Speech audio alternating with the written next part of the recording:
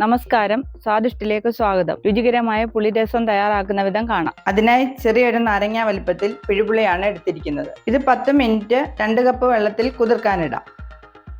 അതിനുശേഷം 2 table spoon കുരുമുളക്, 10 ചുമന്നുള്ളി അരിഞ്ഞത്, 10 അല്ലി വെളുത്തുള്ളി അരിഞ്ഞത്, 1 ടീസ്പൂൺ ജീരകം, 1 കതിർപ്പ് കറിവേപ്പില എന്നിവ മിക്സിയിൽ ഒന്ന് ക്രഷ് ചെയ്തെടുക്കാം. ഈ ഒരു പരുവത്തിൽ ക്രഷ് ചെയ്തെടുക്കുക. കൂടുതൽ അരയേണ്ട കാര്യമില്ല.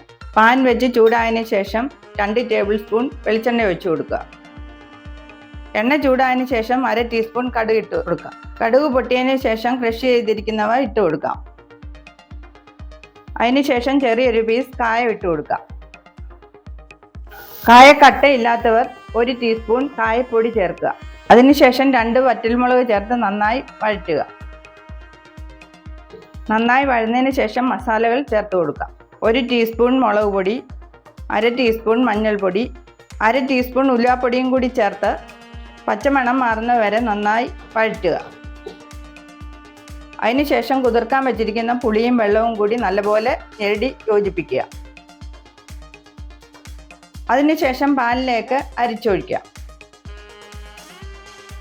1/2 ടീസ്പൂൺ ഉപ്പും കൂടി ചേർത്ത് നന്നായി ഇളക്കി യോജിപ്പിക്കുക. 1 കതിർപ്പ് കറിവേപ്പിലയുടെ ചേർത്ത ശേഷം സ്റ്റൗ ഫുൾ ഫ്ലെയിമിൽ വെച്ച് നന്നായി തിളപ്പിക്കുക. ഇതിപ്പോൾ നന്നായി തിളച്ച് രസം തയ്യാറായിട്ടുണ്ട്. ഉപ്പ് നോക്കിയിട്ട് ആവശ്യമെങ്കിൽ ചേർക്കുക. വീഡിയോ ഇഷ്ടപ്പെട്ടാൽ ലൈക്ക് ചെയ്യുക, ഷെയർ ചെയ്യുക. തുടർന്നുള്ള വീഡിയോകൾക്കായി ചാനൽ സബ്സ്ക്രൈബ് ചെയ്യുക.